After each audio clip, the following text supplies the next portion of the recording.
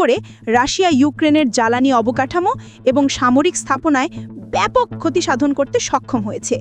সুতরাং এটি কেবল একটি অস্ত্র কেনাবেচার চুক্তি নয়, এটি একটি সামরিক অংশীদারিত্ব, যেখানে দুই দেশই নিজেদের প্রয়োজন মেটাতে একে অপরকে শক্তিশালী করছে।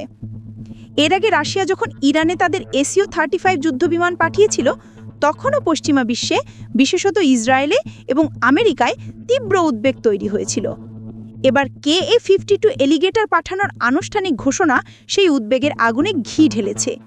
ওয়াশিংটন, ব্রাসেলস এবং তেল আভিভের ডিপ্লোম্যাটিক করিডোরে আলোচনার ঝড় উঠেছে।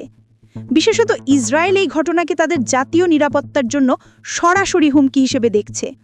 ইসরায়েলের প্রধানমন্ত্রী বেঞ্জামিন নেতানিয়াহু সম্প্রতি এক সংবাদ সম্মেলনে ক্ষোভ প্রকাশ করে বলেছেন, রাশিয়ার এই পদক্ষেপ সরাসরি আন্তর্জাতিক আইনের লঙ্ঘন এবং এটি মধ্যপ্রাচ্যের স্থিতিশীলতাকে মারাত্মকভাবে ক্ষতি